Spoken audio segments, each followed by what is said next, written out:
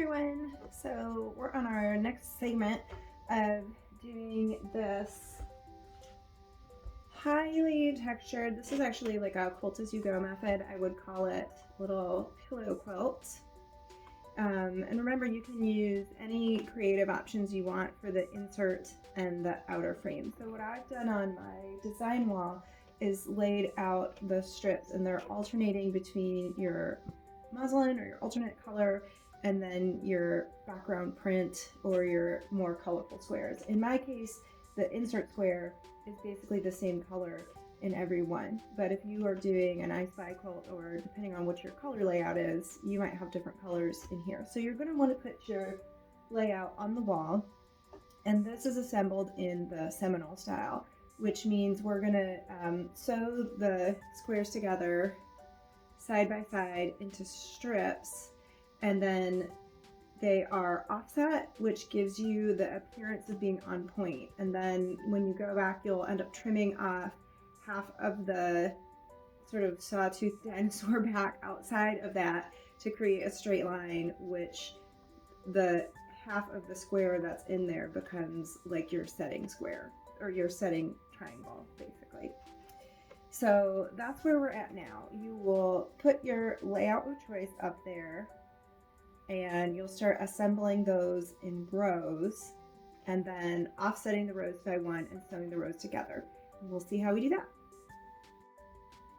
So at this point, you are largely interested in getting yourself a good placekeeping system. So I'm taking 2 squares down from my design wall, and when I join them, I'll be putting them back up. So the sequence of my blocks and how I have them turned, if I'm sewing along this way and then somehow my unit changes and I start sewing on the other side, it's going to screw up my color layout that I had. It doesn't have to be that strict. So you want your upper corners to match, and I'm using a pretty basic zigzag here. So you'll place your needle. I like to do the 3-stitch in place knot. This is something, as with your decorative stitch, where you'll want to do testing before you jump in and do this on your units. When you just start your zigzag, you want to press these together so that they touch. You don't want them to overlap, and you don't want there to be a gap. And hopefully you have your upper corner and your bottom corner ending together. If your blocks aren't quite so consistent,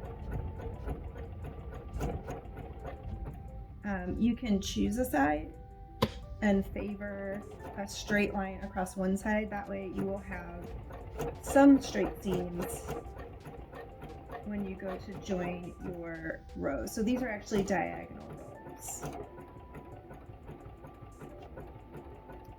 So you just want to sew along, keeping these butted without overlapping. So you're sort of managing this angle, trying to keep this bottom corner aligned, and trying to keep your zigzag centered across where the 2 blocks join.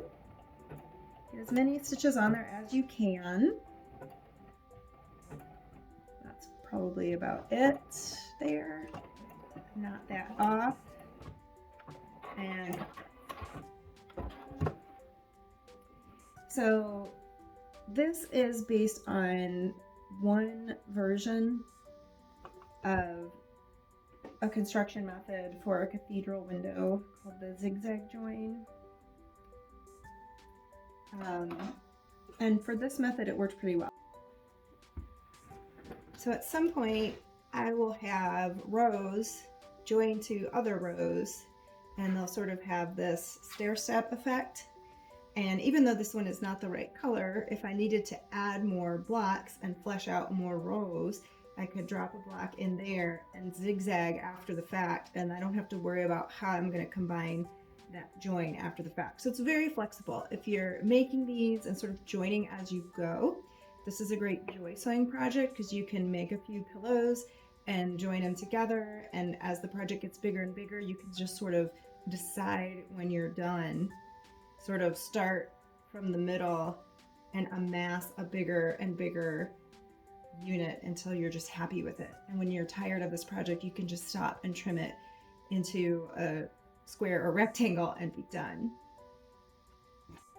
And if you're sewing along, the other thing that you'll notice is you'll start to get that little project fatigue at this point because you've done a lot of work, but each of these units is batted, quilted, in a manner of speaking, bound, and fully finished.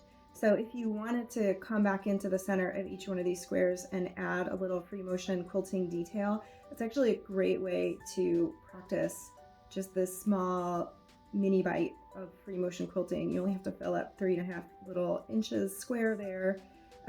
You could do a few of them. You could try a motif that you're not comfortable doing in a large area, and if you don't like it, you can just throw that one away and not worry about it. I mean, I wouldn't do that with antique lace. I would do that with a fabric that you're less concerned about throwing away.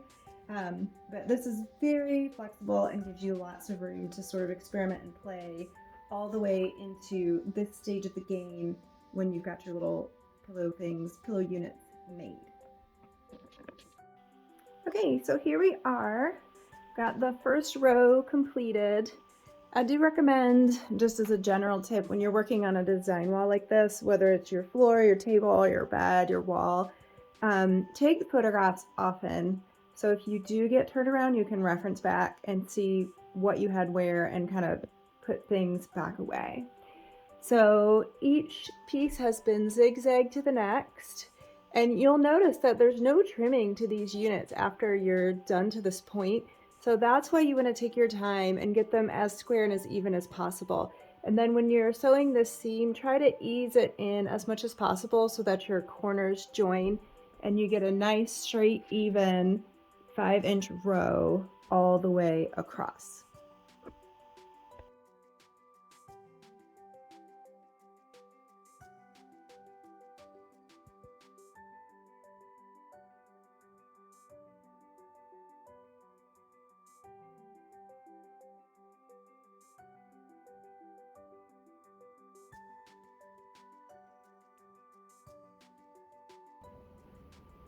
Okay, so we've got our two halves assembled, and I know it's kind of hard to picture how you take two triangles that are the same and you don't get a square.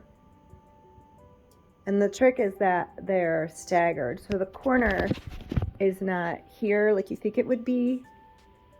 The corner is there.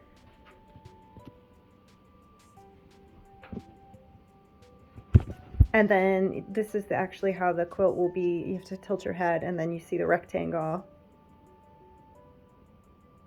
And you've offset your two triangles. So I've got the camera at an angle here so you can visualize the rectangle as it's going to go. As I originally laid this out, it wasn't quite big enough for the spec I was trying to meet. So with this already assembled, it's not too late. You can take more finished squares and increase the size. And here's where I've added those extra squares. And those just can be zigzagged onto the main project to your heart's content. This is a great kind of sew as you go project. You can take some scrap at the end of every project and make a few of these squares as long as you have a consistent size, and sort of grow this mass until you're happy with it and call it done, trim it up and bind it.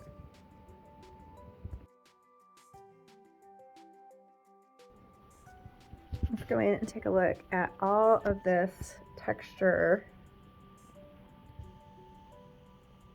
This is definitely not a quilt that needs to be perfect to look beautiful, because you want a lot of that texture and dimension, sort of that variation and funkiness that lets you know the origin of this fabric. This isn't just kind of virgin yardage. This is fabric with a story, and you want to allow that story to come through.